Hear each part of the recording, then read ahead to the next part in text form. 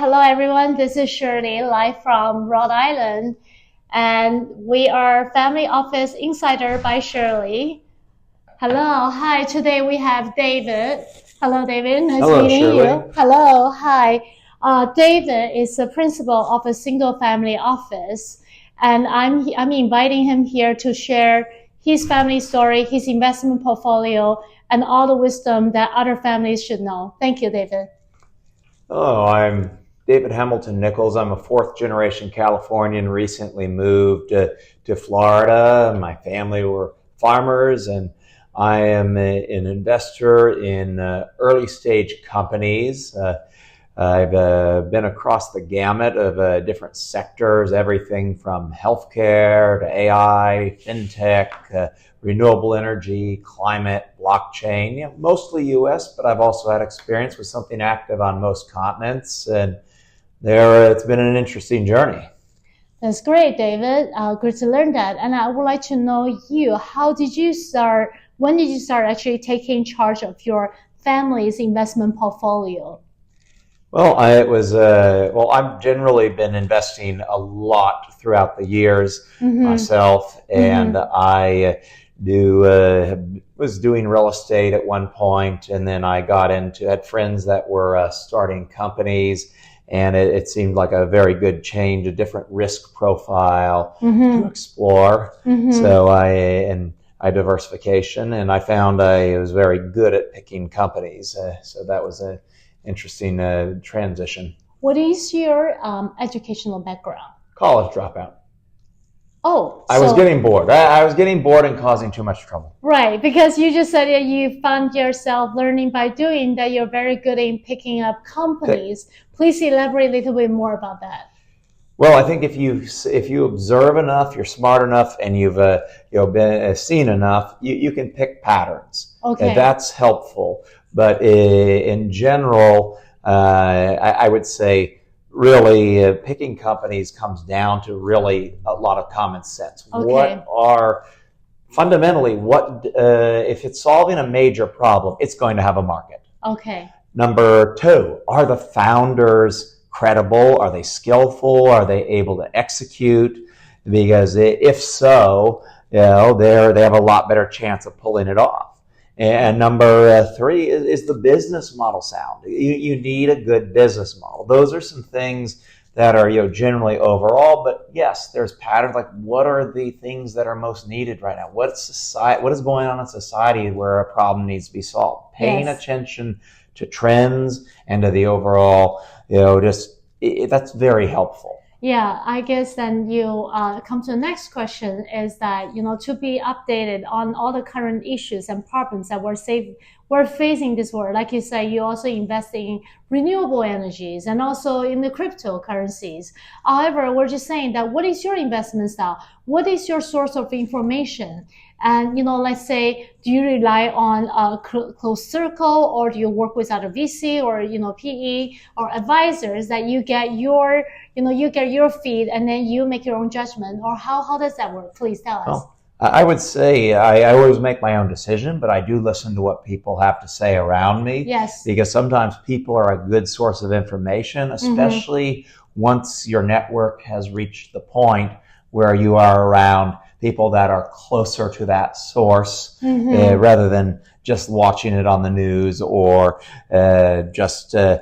taking a standard investment advisor's word. So if you are talking to actual people involved in things going on in our world, you want to pay at least some attention to what's being said. Okay. Now, obviously, if you are putting your money into something, you're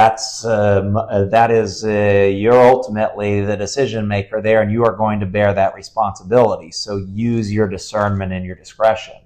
But having that information and also having a very broad and eclectic network that I've built over the years is something that I find very helpful in making in some of the information gathering process. And then looking at the companies, what they are saying about their own product, their own development, and then just general knowledge built over years in the industry.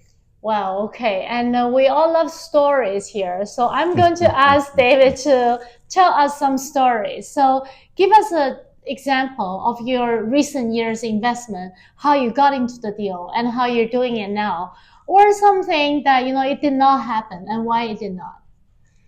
Well, I would say take that from the perspective of founders can be interesting. Okay. You need to really, because you have people that are starting a company, they're already outside the box. They're not your most standard personality type. It takes a special breed. The question is, how special is that? They need to be, you're already unreasonable. I can't remember the exact quote, but it's been, I think it was Bertrand Russell said something about the unreasonable man. Being the outlier. The outlier. So these are people that are not inherently reasonable by society standards. If they are going to change things and in a major way or create something that is completely new and very valuable. So that's obviously they're outside that box. But they need to be reasonable enough to know when is appropriate to yield. Yes. And I would say one particular challenge sometimes is if you have a founder but they don't have a business-minded co-founder and they're more on the engineering or the scientific, kind of mindset. Having that good balance is helpful. I would say I've seen over the years the times where things are more likely to go awry is if there's a personality issue, or if there is an issue where they are very good at what they do, but they also don't have the business side of it to ground it. Would you champion as the business side of some founder if you see his lack of that skill?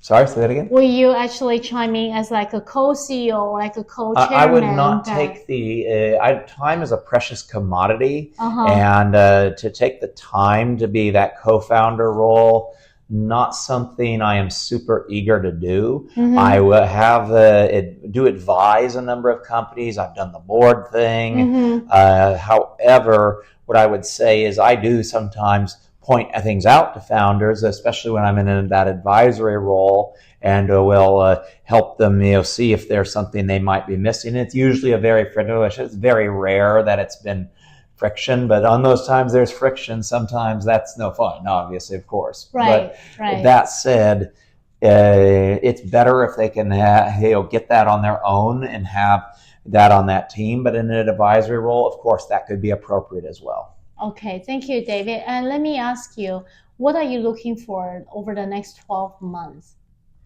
Well, I'm generally fairly opportunistic in how I look at things. So obviously, I think in general, AI is very hot, but with that, there comes the problem that a lot of AI deals are overpriced, and also people slap the AI label onto companies that really weren't AI. So I think AI is something that is, of course, over the next 12 months very important, but there may not be certain opportunities that are actually worth taking in a given instance. And any sector, often if it's one that's less looked at, you can find good deals often in any sector. Even if it's not necessarily getting the most attention, if you get the right company and the right deal, that's why I say I am somewhat opportunistic. I mean, you heard the different kinds of sectors I'm in. Yes. And I would say add to that, sometimes it is very helpful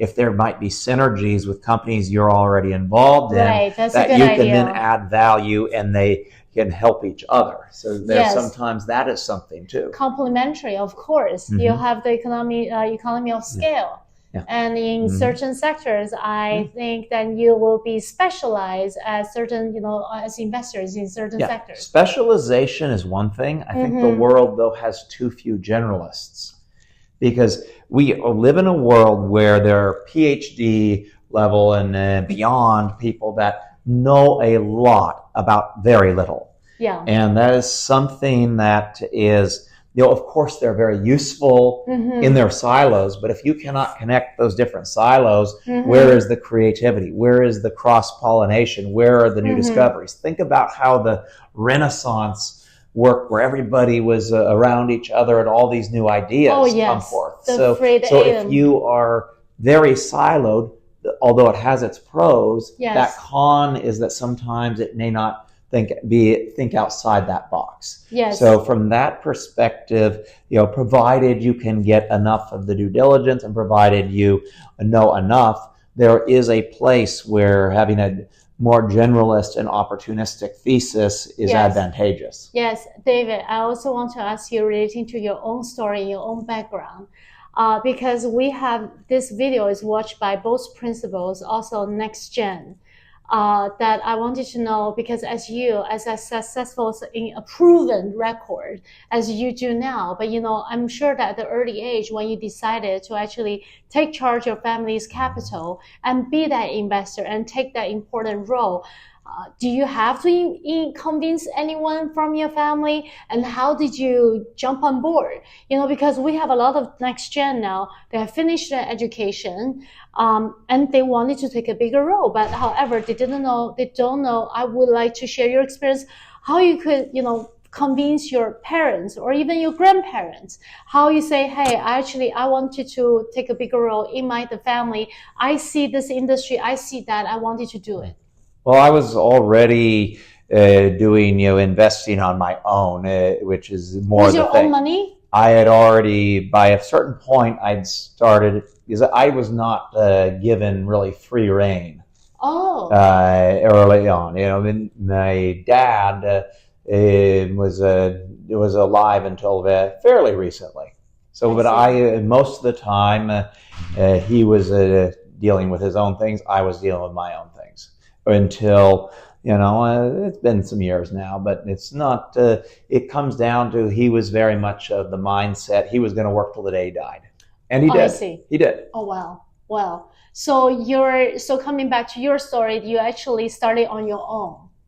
In a lot of ways, yes. I was dealing a lot more with real estate, and then I eventually, as I said, I had friends that were starting companies. I see. So you actually did not take your family wealth or your family background for granted. No, I did not. My father was actually, may he rest in peace, but he was also very cheap. Okay. And I say that with love because it's actually a good quality in some ways to be. It actually has its advantages and its disadvantages. So he was very much,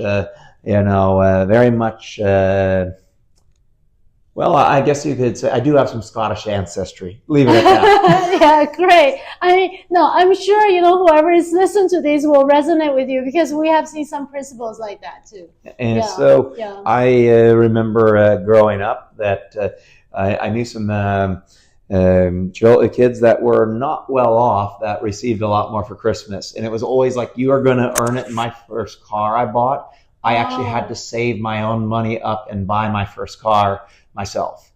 It was always, you had to find a way. You see, you trade expectation with appreciation. By listening to David's story. Thank you. Thank you so much for your time today. Thank you. Thank you.